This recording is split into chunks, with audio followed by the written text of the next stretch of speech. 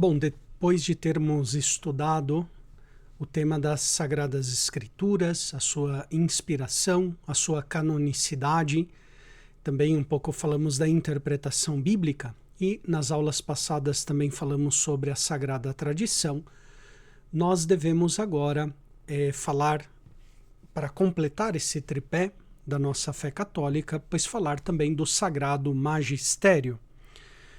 E porque é importante, visto que o Sagrado Magistério é quem tem a função autêntica de interpretar a palavra de Deus. Essa palavra de Deus que nos foi transmitida de modo escrito, seja nas Sagradas Letras, nas Sagradas Escrituras, mas também de modo oral e vivencial, através da Sagrada Tradição da Igreja.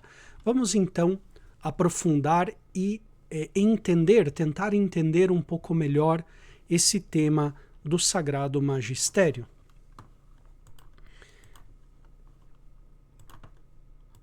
Primeiramente, eu quero colocar algumas premissas ao falar deste tema, porque quando abordamos o tema do magistério, muitas pessoas pensam que é tudo o que os bispos e o Papa dizem, tudo o que eles dizem é matéria magisterial.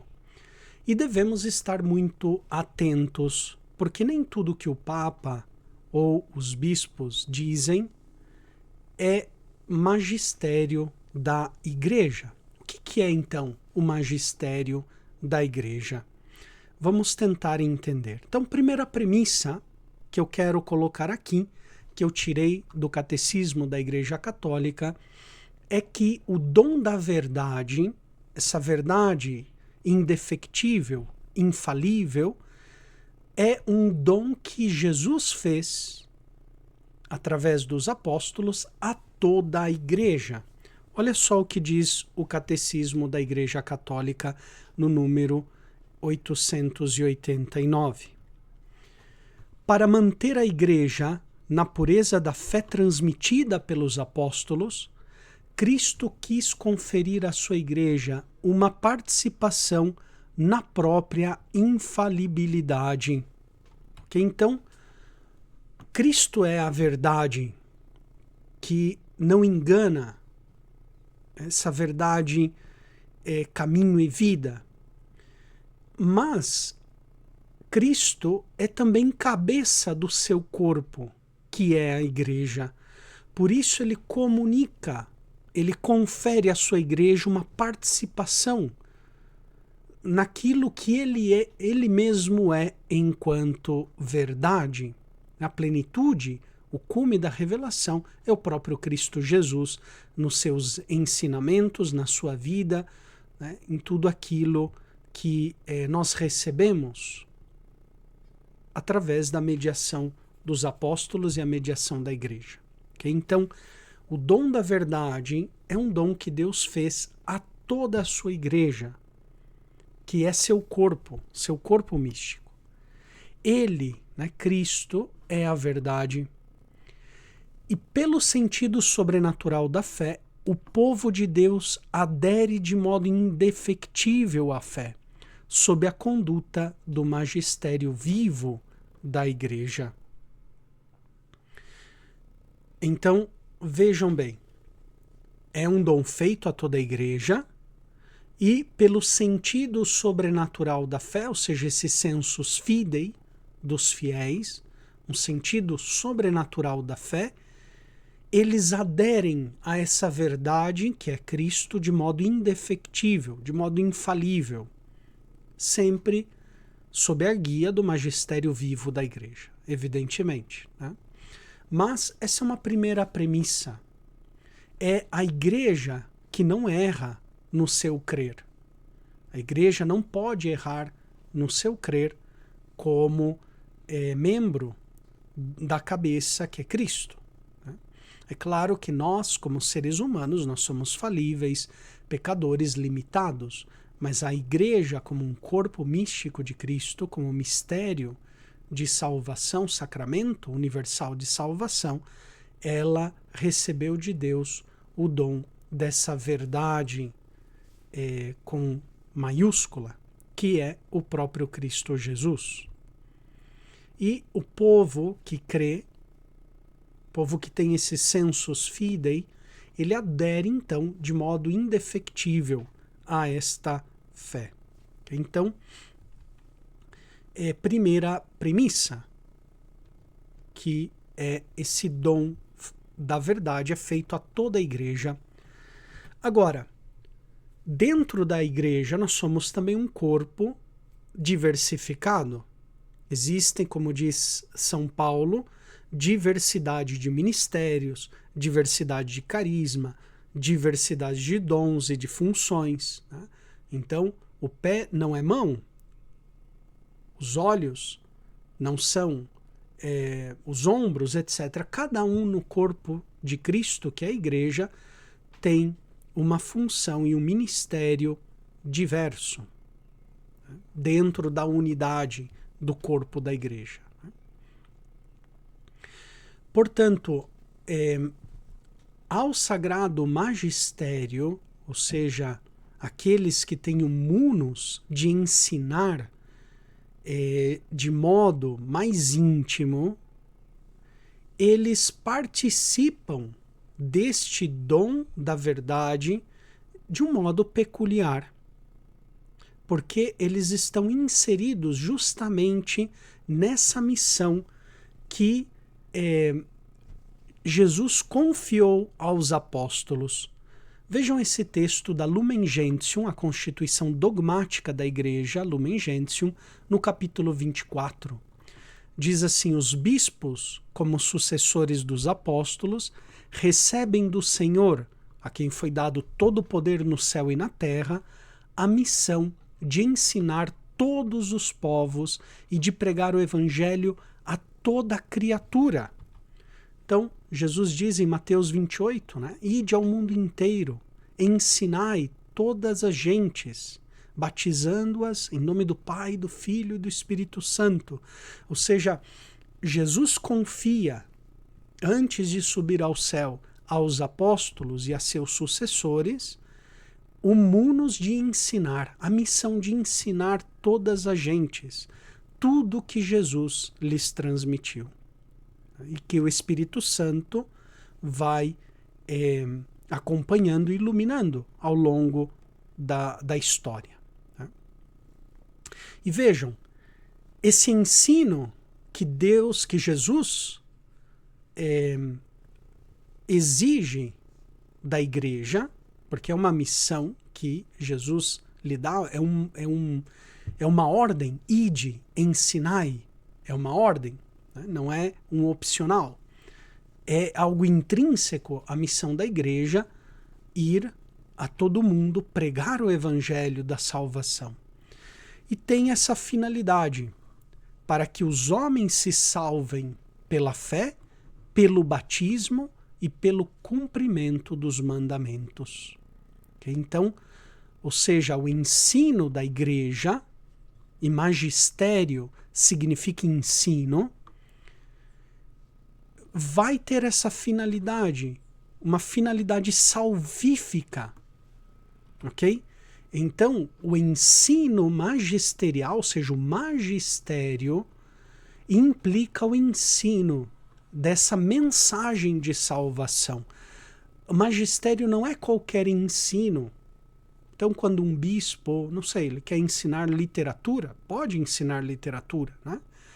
Pode ensinar geografia, pode ensinar história, pode tentar ensinar filosofia, matemática, mas não é próprio do magistério da igreja isso. Okay? Não forma parte do magistério sagrado, ou seja, magistério é ensino salvífico, é ensino sagrado. Ok? Então, porque essa é a missão que a igreja recebeu de Cristo. Os apóstolos foram enviados sob esta missão de ir e ensinar todos os povos e pregando o evangelho a toda criatura. Então, é um ensino Não um ensino qualquer, é um ensino de salvação, em vista da divina revelação, que é a revelação, né, ou seja, esse depósito da fé, pois é o depósito, como nós vimos em aulas passadas, que é uma revelação de Deus mesmo e do seu plano amoroso de salvação, né? Então essa salvação se realiza através da fé, do batismo e do cumprimento dos mandamentos. Mas para que se dê isso, é necessário ensinar, anunciar, pregar o evangelho. Senão, sem a pregação, sem o anúncio, não vem a fé, porque diz São Paulo, a fé nasce da escuta da palavra de Deus. E se não há pregação, tampouco haverá o batismo de salvação para a remissão dos pecados, e muito menos o cumprimento dos mandamentos de Deus. Então o ensino é fundamental, ou seja, o magistério é entendido como ensino sagrado, relacionado com o tema da salvação. E para realizar esta missão, Cristo nosso Senhor prometeu o Espírito Santo aos apóstolos e enviou do céu no dia de Pentecostes, para com seu poder serem testemunhas perante as nações, os povos e os reis, até os confins da terra. Ok? Então, nesse ensino sagrado, né, aqui entendo o ensino sagrado como magistério da igreja, a igreja conta com a assistência do Espírito Santo, que Jesus prometeu que ia levar a sua igreja ao conhecimento da verdade plena. E os apóstolos, inspirados pelo Espírito, desde o dia de Pentecostes, foram ao mundo inteiro anunciando até aos confins da terra. E essa verdade salvífica, como nós vimos também anteriormente, né? Voltem aí às aulas passadas, essa verdade salvífica se transmite, olha só, a transmissão. Né? Se transmitiu, primeiramente oralmente, a pregação, as instituições apostólicas, a catequese, a liturgia, os sacramentos, e então alguns autores, inspirados pelo mesmo Espírito, colocaram por escrito, inspirados pelo Espírito. E aí temos, portanto, a Sagrada Escritura inserida nesse contexto da grande tradição da fé. Né? Então, vejam, o magistério ele deve ser compreendido de fato como ensino sagrado. Não se trata, portanto, de qualquer ensino. Nós, como seres humanos, né, num país e numa sociedade livre, pois todos podemos falar, podemos opinar, mas não é isso o ensino da igreja. Não foi para isso que ela foi enviada aos quatro cantos da terra. Né? Ela foi enviada para anunciar esse depósito de salvação, essa mensagem de salvação. Agora, onde esse ensino sagrado se realiza? Onde se dá? Porque às vezes as pessoas pensam, por exemplo, o Papa falou ali numa cúpula de G20, falou na ONU, falou numa viagem de avião, ou o bispo tal na celebração ali da cidade, na frente das autoridades civis e também outras autoridades de outras religiões, falou isso, falou aquilo. Isso é magistério da igreja? É ensino sagrado? Então vejam, existe o lugar próprio onde a igreja exerce o magistério sagrado. Ou seja, existe a forma própria desse magistério sagrado. Olha o que diz o Catecismo da Igreja Católica. Aqui é uma parte do Catecismo que está falando do ensino da Igreja em questões morais, Então, não tanto em questões dogmáticas, mas em questões morais, porque a igreja ela é infalível no seu ensino em matérias de fé e de moral, né? Então, aqui o catecismo está só falando da parte moral, mas nós podemos fazer um paralelo, é aplicável também à parte dogmática, à parte de fé, né? Mas é muito elucidativo o que diz aqui no número 2033 do Catecismo da Igreja Católica. Olha só.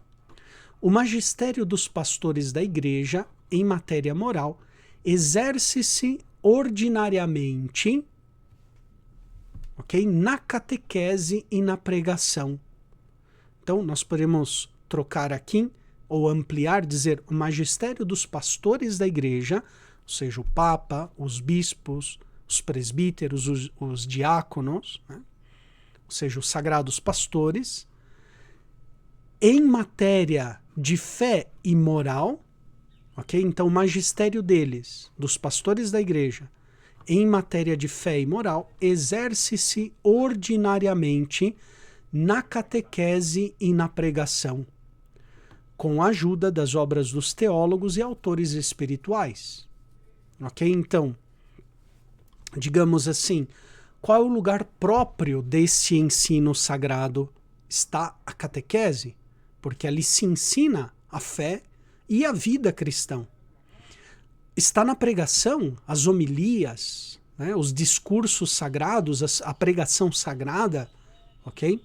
Depois nós veremos também essa catequese, essa pregação, pode também ser por escrito, não somente oralmente, né, como é uma catequese oral, mas também eu catequizo escrevendo uma carta encíclica, né, um motu próprio, um texto legislativo. Isso também forma parte do magistério ordinário da Igreja. Ok? Então, existe aí um magistério ordinário. Então, é muito importante entendermos isso, ou seja, o lugar ordinário, ou seja, normal, do ensino sagrado da Igreja, se dá justamente em âmbito catequético e em âmbito, num contexto de pregação sagrada, do anúncio da pregação na catequese, ok? Então, digamos, algo que esteja ali relacionado com a pregação, com a catequese. Portanto, eu posso ensinar também através de uma carta encíclica, o que for, né? Com a ajuda das obras dos teólogos e autores espirituais. Ou seja, a catequese, a pregação, se fazem em base também ao conhecimento da tradição que nós recebemos, porque antes de ser um catequista, um pregador, nós mesmos fomos catequizados, nós mesmos recebemos a palavra da pregação, né? Então, ninguém nasce do nada por geração espontânea dentro do corpo místico de Cristo, que é a Igreja, né? E continua o catecismo dizendo: assim se transmitiu de geração em geração, sob a égide e a vigilância dos pastores, o depósito da moral cristã, ou o depósito da moral e da fé cristã, ampliando aqui também para completar, né, o tema. Formado por um conjunto característico de regras, mandamentos e virtudes. Olha só que interessante, né? Assim como o depósito da moral cristã é um conjunto de regras, mandamentos e virtudes, nós havíamos estudado que o depósito dogmático da fé cristã é também um conjunto de doutrinas, é um conjunto de instituições, é uma série, por exemplo, nós tínhamos visto de alguns monumentos, inclusive, como cultos, ritos, né? Vai formar parte do depósito dogmático da fé cristã. Aqui ele também detalha o que se trata esse depósito moral, que procedem da fé em Cristo e são vivificados pela caridade. Esta catequese tomou por fundamento, tradicionalmente, a par do credo e do Pai Nosso, olha só que interessante, né? Ele está dizendo aqui, esta catequese, além da parte dogmática e espiritual, né, a transmissão do credo, a explicação e a transmissão do Pai Nosso, também o decálogo, os mandamentos, que enuncia os princípios da vida moral válidos para todos os homens, né? Então, em síntese, o lugar próprio do ensino magisterial, ou seja, do magistério, a igreja exerce o magistério, ou melhor dito, os bispos, os presbíteros, os diáconos, exercem o magistério infalível da igreja neste âmbito catequético e também nesse âmbito, nesse contexto da pregação sagrada, sobretudo a sagrada homilia, né? da Santa Missa ou outras pregações sagradas. Também existe nos demais sacramentos momento de pregação sagrada, né? Por exemplo, na administração da unção dos enfermos, na celebração do matrimônio, o sacramento do batismo, ali também tem cabida a sagrada pregação, né? Na sagrada confissão, o sacerdote também dirige umas palavras como ministro da igreja, portanto, na pessoa de Cristo, dirige umas palavras ao penitente, prega ao penitente uma palavra de conversão e de consolação. Ok? Então, o lugar próprio do magistério vai ser este. E aqui a gente já consegue entender bastante coisa, espero eu, né? Que, pois, nem tudo o que os bispos, o Papa, fala é ensino sagrado da igreja, né? Porque não está nem num contexto de ensinamento propriamente da fé ou da moral cristã, né? Está em outro contexto derivado das vicissitudes da nossa condição humana, né?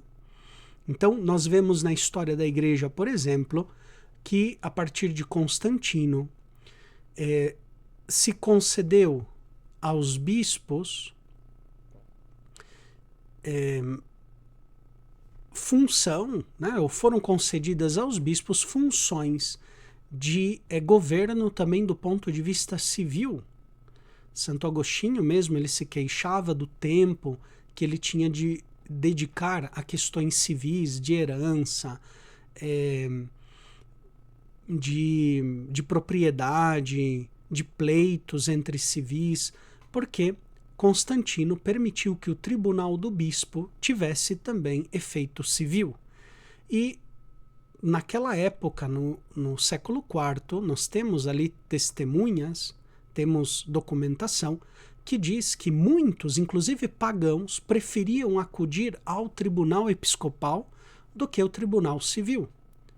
Primeiro, por causa da fama ilibada dos tribunais eclesiásticos, mas também pela celeridade, transparência do processo e também os custos que eram mais baixos, né? Às vezes, nas instituições civis daquela época do século IV, que era um século que estava prestes a ruir, né? O Império Romano estava em decadência, havia muita corrupção nos tribunais, havia muita burocracia e os tribunais da igreja, naquele contexto daquela época, estavam livres, né, dessa burocracia, dessa corrupção, porque o bispo detinha essa autoridade no seu juízo e essa imparcialidade também nas suas decisões. Então, inclusive pagãos preferiam ir ao tribunal do bispo em vez de ir aos tribunais civis,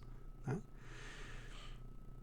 E, portanto, a igreja foi, ao longo dos séculos, adquirindo também um papel no mundo civil, ou seja, a sua palavra de salvação cada vez mais foi se escutando também em matéria digamos assim, profana, civil, organizativa, social, política, né?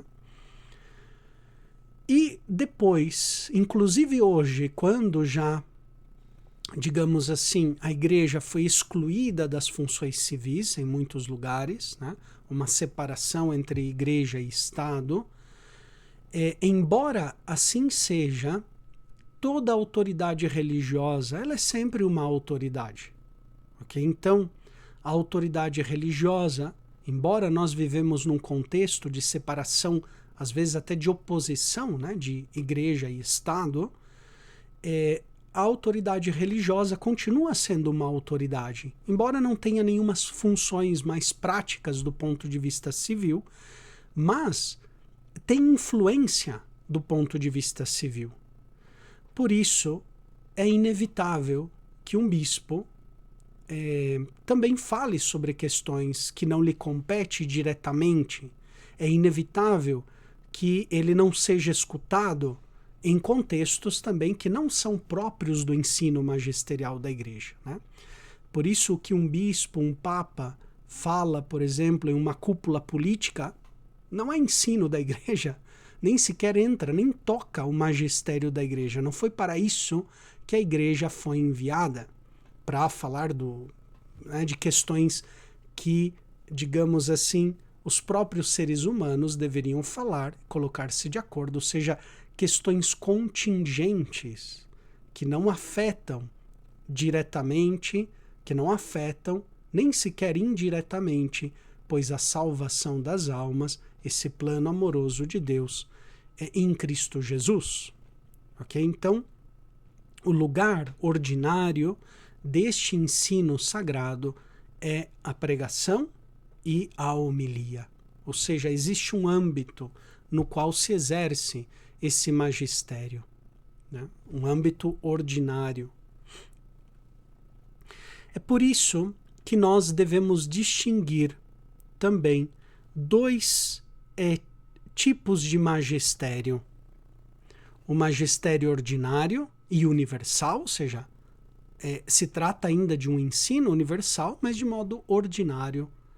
E também um magistério extraordinário e universal. Okay? Ambos magistérios são para toda a igreja, um ensino para toda a igreja. Contudo, um deles é um magistério ordinário, o outro extraordinário.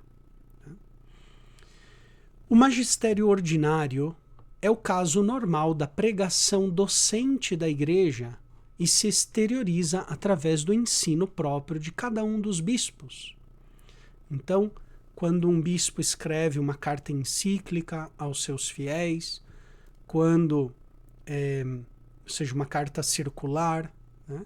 Quando um bispo prega, quando um bispo catequiza, ele está exercendo o magistério ordinário, o munus de ensinar, ou seja, está ensinando com autoridade apostólica. Portanto, esse ensino é sagrado, né? E deve ser acatado por todos os fiéis, com respeito, né? E vejam, o magistério ordinário não é infalível, ok? Então, vejam, eu falei anteriormente, existe um âmbito que nem sequer é magistério da igreja, né? Magistério se dá no âmbito catequético e da pregação sagrada.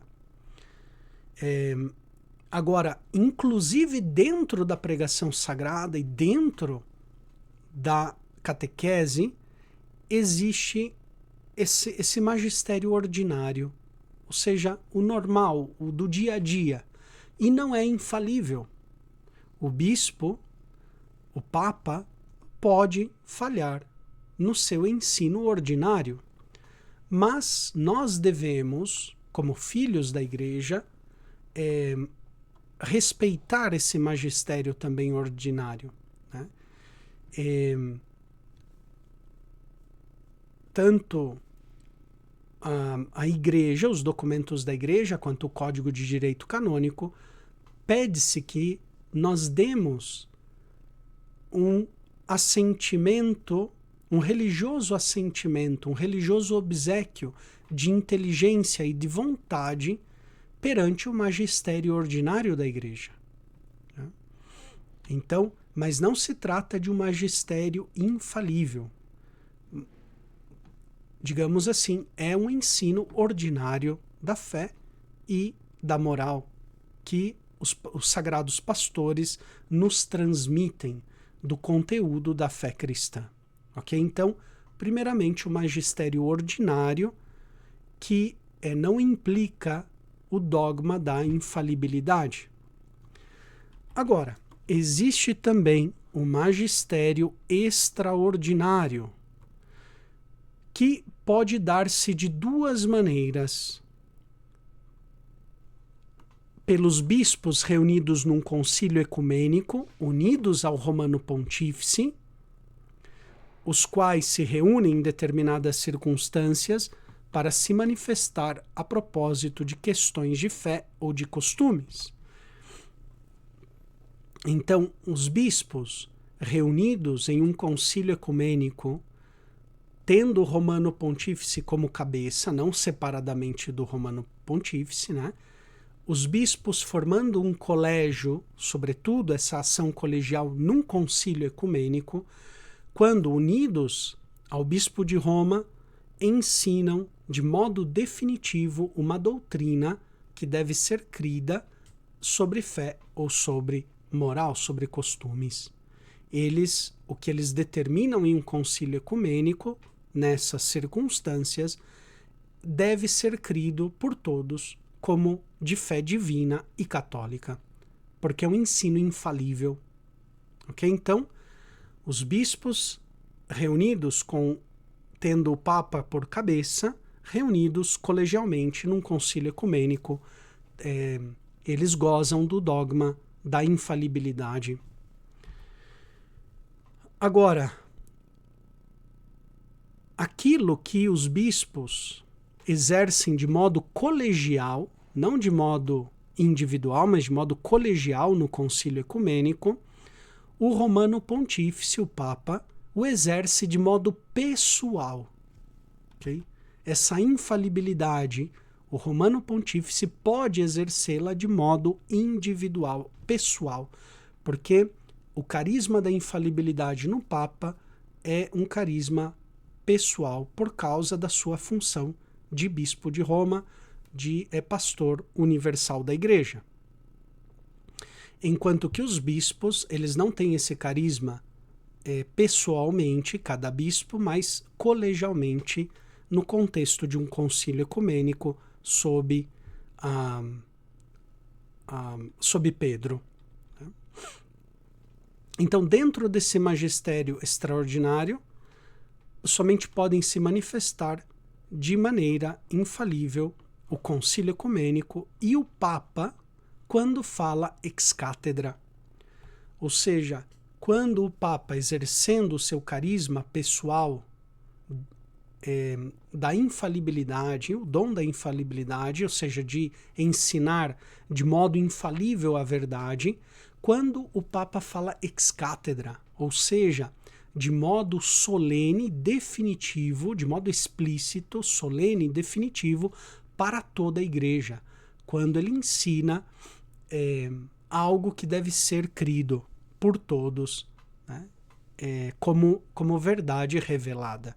É raríssimo, ou melhor, são raríssimos os casos nos quais o Papa fala ex cátedra. Né? O último pronunciamento ex cátedra que nós tivemos é Papa Pio XII com o dogma da Assunção de Nossa Senhora, 1950. Né? Então, é raríssimo que o Papa se pronuncie ex cátedra. No mais das vezes, o seu magistério é o magistério ordinário, é o ensino sagrado ordinário do Papa ou dos bispos. Né? O magistério extraordinário, como o próprio nome já o diz, pois é extraordinário. E não tudo que o Papa fala é infalível. É infalível em matérias de fé e costume, né? Em matérias de fé e de moral, ok? Mas inclusive quando o pronunciamento é dogmático, é infalível, existe até uma solenidade, uma formalidade.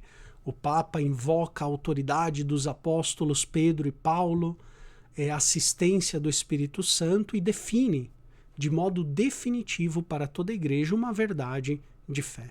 Né? Então, tem se dado, por exemplo, no dogma da Imaculada Conceição, no dogma da Assunção, etc. Né?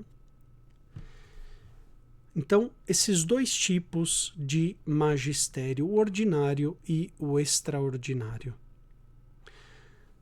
O Catecismo, no número 85, ele vai dizer: portanto, o encargo de interpretar autenticamente a palavra de Deus escrita ou contida na tradição foi confiado só ao magistério vivo da Igreja, cuja autoridade é exercida em nome de Jesus Cristo, isto é, aos bispos em comunhão com o sucessor de Pedro, o bispo de Roma. Ok? Então, o magistério da Igreja tem a função de interpretar com autenticidade. Eles são intérpretes autênticos da palavra de Deus, ou seja, das Sagradas Escrituras e da tradição.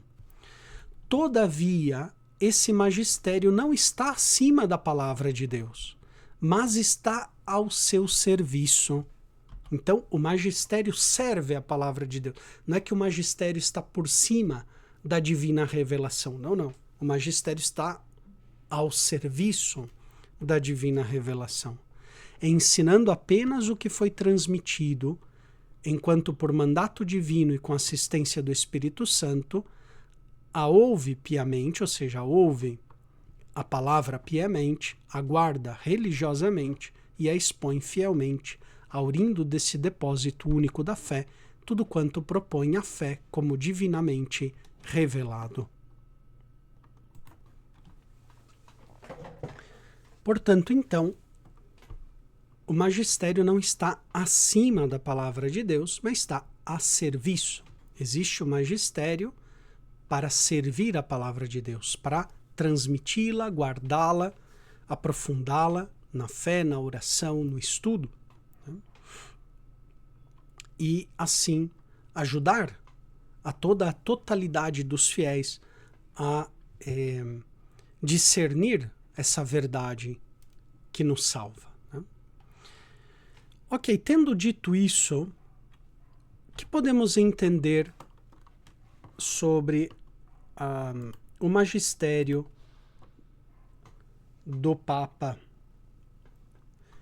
Quando o Pontífice Romano exerce o seu poder como cabeça do colégio episcopal, seus poderes não derivam deste colégio, mas do próprio Cristo. Por força de seu ministério próprio a serviço de toda a Igreja para a confirmação de seus irmãos na fé, compete ao Papa um magistério peculiar. Então, a autoridade do Papa não vem do colégio dos bispos, nem sequer de um concílio ecumênico. É uma heresia que foi condenada pela Igreja, o conciliarismo. O conciliarismo, essa heresia, falava que o concílio estava acima do Papa. Essa heresia foi condenada pela Igreja, porque o Papa é a cabeça do colégio dos bispos. E o colégio não existe sem a sua cabeça, não tem autoridade sem a cabeça. Portanto, o concílio dos bispos ou cardeais, ou quem quer que seja, não está acima do Papa. O Papa ele não pode ser julgado por nenhum colégio, nenhum concílio. Ele está acima, porque ele é o supremo juiz da Igreja. Agora, o Papa só é infalível quando fala ex cátedra, ou seja, quando, para cumprir o seu ofício de pastor e doutor da Igreja, define com autoridade apostólica a doutrina pertencente à fé ou aos costumes que deve ser crida por toda a Igreja. Okay? Então, aqui está falando quando ele exerce o magistério infalível, só quando ele fala ex cátedra. E o ex cátedra implica só questões de fé e costumes. Então, quando ele fala de coisas contingentes, que não toca a fé nem a moral cristã, pois isso daí já não tem um conteúdo de infalibilidade, né? E ainda que ele fale de fé ou de costumes, mas ele não fala ex cátedra, ou seja, com toda aquela solenidade, com aquela intencionalidade de ensinar algo de modo perene, também isso daí não implica o dogma da infalibilidade do Papa, né? Agora, além deste caso limite máximo e excepcional, o Papa tem um magistério ordinário não infalível, que se expressa através de catequeses, homilias, encíclicas, constituições e exortações apostólicas, motu próprios, alocuções. Vejam, estamos sempre dentro do âmbito da pregação sagrada, do ensino sagrado, da catequese, né, da homilia, sempre ali, dentro deste âmbito, mas como magistério ordinário. Portanto, o que se fala, por exemplo, como uma autoridade, porque também os bispos são autoridade, né? Têm uma autoridade, têm uma preeminência. E muitas vezes eles são convidados para ambientes que não são próprios do ensino da igreja. Então, uma cúpula política, uma cúpula de religiões, onde o Papa fala tal coisa, pois ali ele não está entrando diretamente no tema do ensino sagrado da igreja, né? Primeiro que não é nem sequer o âmbito específico onde se realiza este ensino. Que, em razão de sua autoridade magisterial, pedem que o teólogo possa continuar suas investigações nas matérias assim tratadas pelo Romano Pontífice. Então vejam, o magistério ordinário do Romano Pontífice pode e deve ser também uma fonte para todos nós teólogos aprofundarmos neste ensino, nessa comunicação sagrada que o Romano Pontífice quer transmitir, né? Deve ser um lugar teológico também, um estímulo, um incentivo de aprofundamento também para a Sagrada Teologia. Agora, podemos nos perguntar, e se surge um Papa herege? Vejam, aqui o que eu vou falar se trata somente de meras hipóteses teológicas. Nunca a Igreja se pronunciou dogmaticamente sobre o que aconteceria no caso de um Papa herege, né? Aqui é mera especulação teológica, são hipóteses, e aqui eu sintetizo 5 hipóteses, 5 opiniões que circulam aí. Portanto, nenhuma delas, digamos assim, tem tido um reconhecimento oficial por parte da Igreja. Okay? Então, digamos assim, enquanto a Igreja não se pronuncia, cada um é livre para pensar de acordo com pois a base que tem, o estudo, a oração, etc., né? Mas existem 5 opiniões principais que nós vemos ainda hoje em geral, né? É um tema que foi mais discutido no passado. Hoje alguns círculos voltam a discutir esse tema, mas digamos assim, não é uma discussão a nível geral da igreja, né? Uma primeira tese, uma primeira hipótese, uma primeira opinião teológica é aquela que afirma que jamais existiu nem existirá um Papa herege. Tem alguns pensadores, alguns teólogos, tem pessoas que defendem essa tese, né?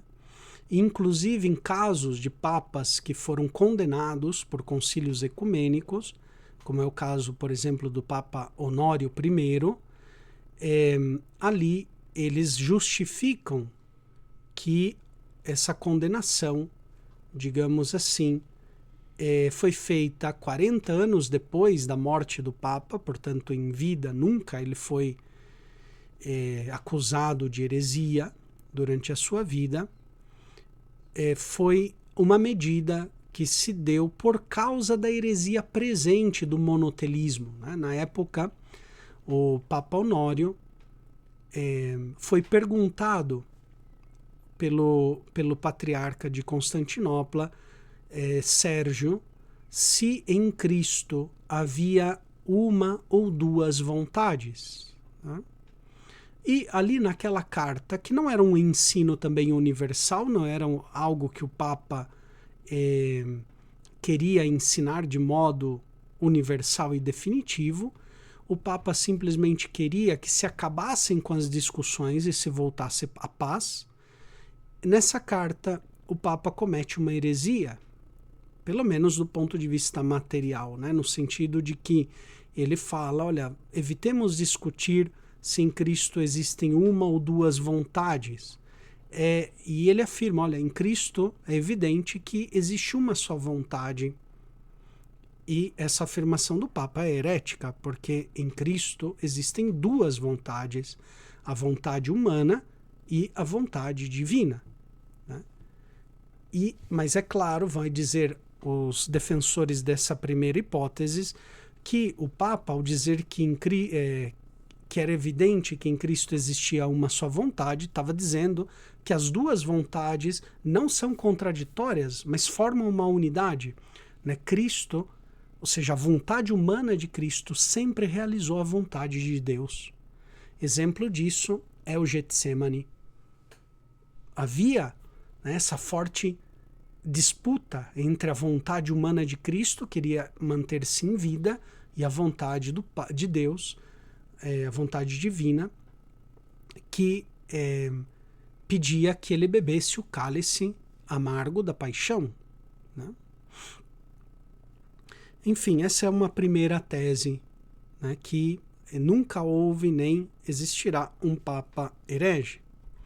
Outra tese que vai no sentido contrário dessa primeira é aqueles que afirmam que o Papa que incorre em heresia, embora essa heresia permaneça só oculta, só ele sabe, só o próprio Papa sabe do que ele pensa de modo herético, dizem que o Papa perde o papado ipso facto, né? Ou seja, automaticamente perde o papado se ele incorre em heresia, embora oculta, né? Aqui é difícil, essa heresia era muito sustentada no passado pelos, sobretudo, reformadores protestantes, né? Que o Papa herege, embora cometesse uma heresia oculta, já perdia o papado ipso facto, né? Agora, a heresia, como do ponto de vista de um crime, vamos dizer assim, né, contra a fé, portanto, que incorre numa censura, na censura de excomunhão, a excomunhão, no caso de heresia, sempre deve ser declarada. Isso ainda é hoje, né? Alguém que incorre em heresia, a heresia implica pertinácia, né? A pessoa ali fica implicando, fica teimando naquele erro, né? Então não tem como nós falarmos de uma heresia num sentido oculto, só a pessoa está pensando aquilo. Não dá para aduzir heresia nesse caso, porque falta a declaração, né? Ou seja, um ferende sententia. A heresia não é late sententia, mas ferende sententia, né? Não se incorre em heresia automaticamente, mas a igreja tem que declarar a heresia, né? E, portanto, tem ali muita polêmica também sobre essa segunda hipótese teológica, né? A terceira hipótese é que o Papa herege não perde o pontificado, que ele continua no uso pleno das suas prerrogativas, porque ele é o supremo legislador e juiz da Igreja, né? Portanto, nenhum concílio, nenhum colégio episcopal, um colégio cardenalício está acima do Papa e pode depor o Papa das suas funções, né? Então, ele incorre em heresia, mas não perde o pontificado. Né? Não perde o pontificado. Essa é outra tese. Outra tese é que o Papa herege perde o pontificado após uma condenação da Igreja. Ou seja, uma vez que a Igreja condena, aí ele perde o pontificado. É uma tese defendida sobretudo por Caetano e João de Santo Tomás, né? Dois teólogos dominicanos. Agora, o problema é que aqui se pode incorrer em conciliarismo. Então, a Igreja tem que declarar que o Papa está em heresia, mas aí, para isso, ou o faz através de um concílio, ou através de um grupo, pois, né, tem aí muitas dificuldades essa tese também. Né? Como eu digo, todas elas têm as suas dificuldades e as suas tentativas de explicação. Né? Então, alguns que aderem a essa tese, que o Papa herege perde o pontificado, através de uma condenação, uma declaração explícita da Igreja, não é que perde automaticamente, mas após uma condenação da Igreja, o Papa é convidado a abandonar o pontificado. Não é ele que perde automaticamente, mas ele deixa, ele é convidado pela Igreja, ou por esse concílio, por esse grupo, né, de cardeais, ou de bispos, ou de fiéis, convidado a deixar o pontificado. Né? Aqui também é difícil, porque o Papa, ele digamos assim, é o supremo legislador e juiz da Igreja. Né? Não há instituição nenhuma acima do Romano Pontífice. Né? E a quinta tese, aquela, sobretudo, defendida por São Roberto Bellarmino, grande doutor da Igreja, que dizia que o Papa herege perde o pontificado ipso facto só no caso de heresia manifesta. Então, agora, quem retiraria o Papa do pontificado é o próprio Deus nesse sentido, ou seja, ele perde as suas prerrogativas, perde ipso facto, ou seja, automaticamente, quando é manifestadamente herético. Então, aqui também, tanto a tese 4 quanto a tese 5ª, elas são muito parecidas, né? E, em certo sentido, incorrem nas mesmas dificuldades, ou seja, uma dificuldade de cair no conciliarismo. Porque, mas, digamos, ok, Deus tira o Papa, lhe retira o pontificado, mas como? Através de que instrumentos, né? Portanto, aí teria que intervir o concílio, um colégio, um grupo, e aí incorremos no erro do conciliarismo. Então vejam, todas essas teses aqui têm as suas dificuldades e as suas tentativas de explicação. Né? Talvez nos ajude a olhar um pouquinho para o contexto da condenação do Papa Honório I, né, lá no século VII. Vivíamos no contexto do monofisismo, que dizia que Cristo tinha uma só physis, uma só natureza. Né? E depois que começam as primeiras condenações do monofisismo, os monofisitas eles vão se transformando, se metamorfoseando, dando origem à polêmica do monotelismo. Em Cristo existe uma só vontade, né? Que na verdade é uma derivação do monofisismo, né? Uma derivação prática do monofisismo. O Papa Honório, como lhes disse, foi condenado pelo Concílio Ecumênico de Constantinopla III praticamente mais de 40 anos após a sua morte. Né? E durante a vida e durante as décadas que seguiram ao pontificado do Papa, não houve assim uma condenação explícita. Isso se deve a que, na época que o Papa Honório escreveu aquela carta infeliz, né, ao patriarca Sérgio, ainda o monotelismo não tinha tanta força. Acontece que, graças também à carta do Papa Honório, os monotelistas foram ganhando força. Ou seja, eles se aproveitaram daquela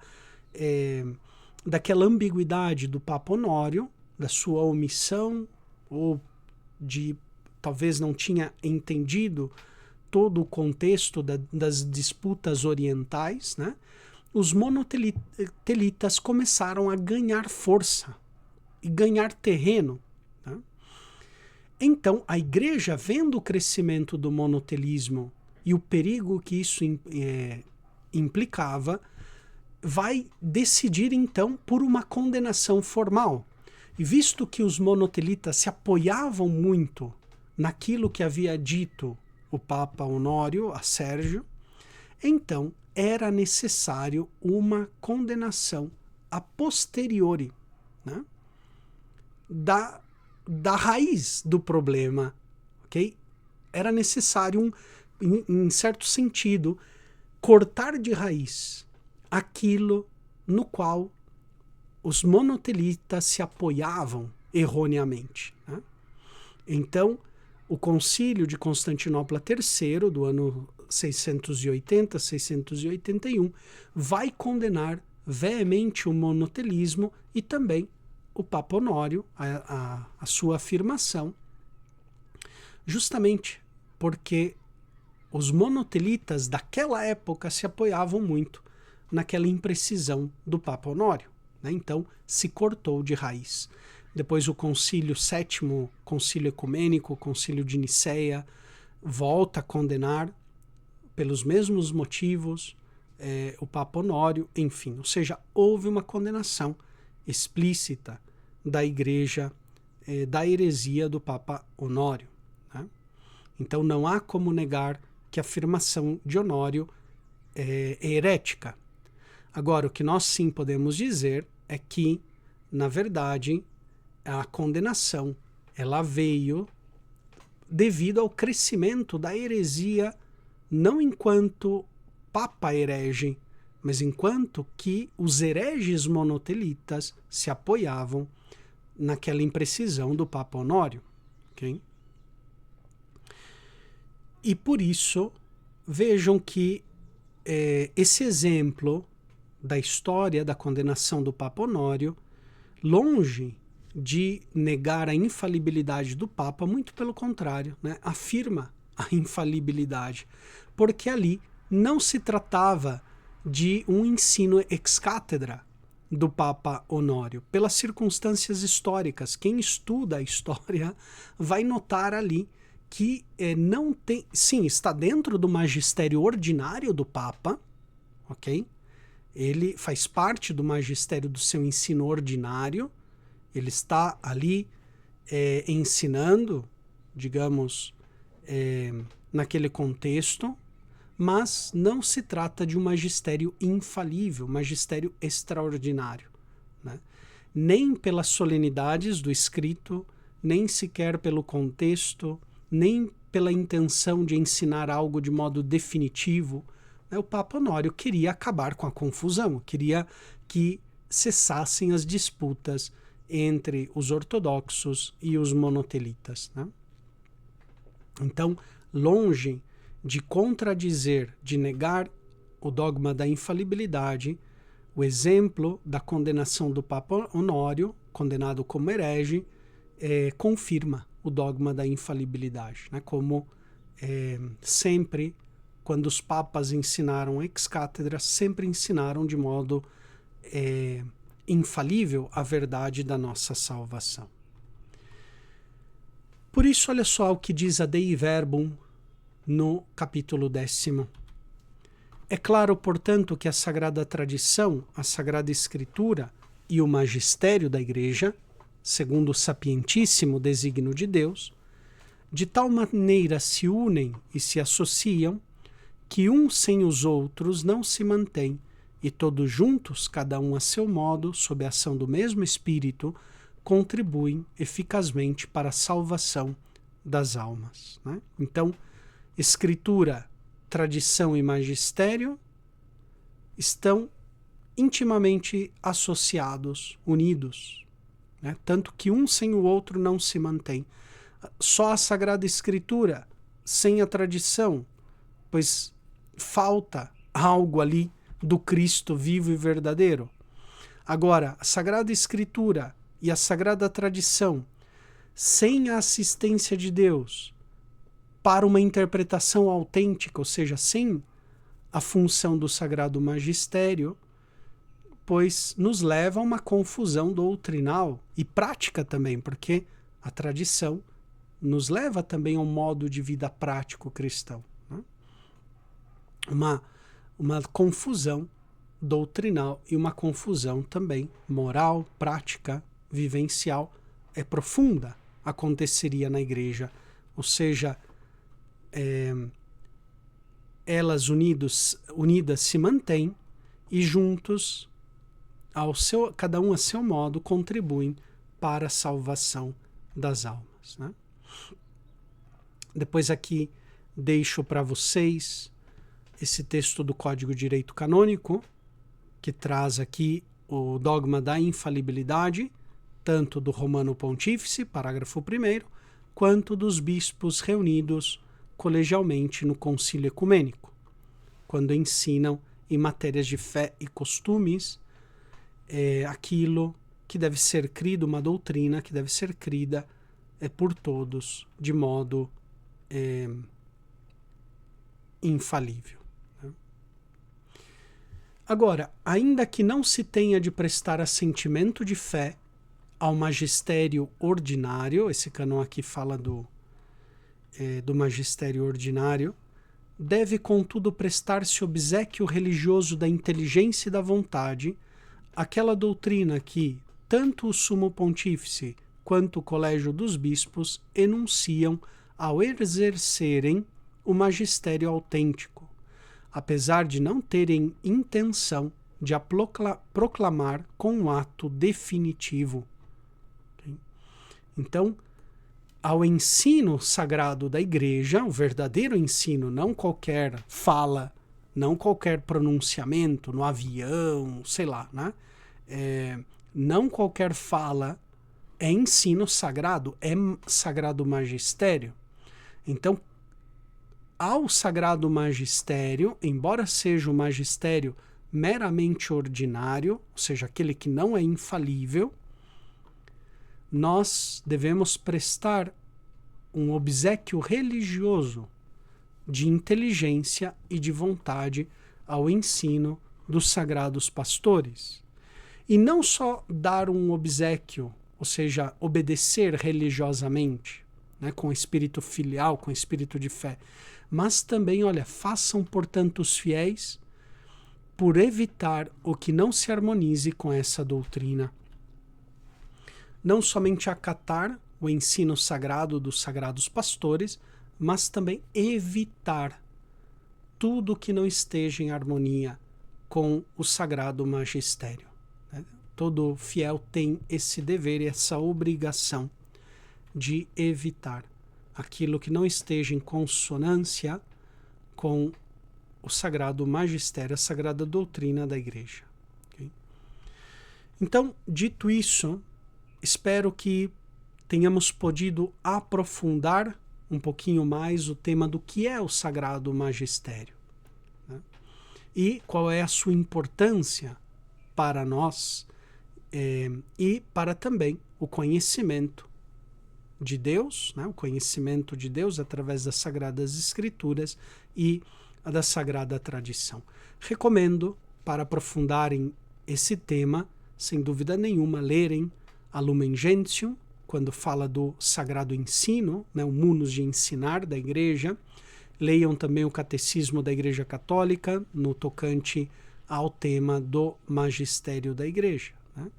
Pode também ser de muito ajuda a leitura de um documento da Sagrada Congregação para a Doutrina da Fé, quando Ratzinger era prefeito, intitulado Donum Veritatis, né, o dom da verdade.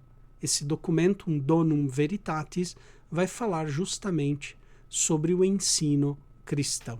Então, espero que isso daí tenha sido de ajuda e possamos então aprofundar nesse tema tão importante, não só para os nossos estudos, mas também para a nossa vida cristã como um todo.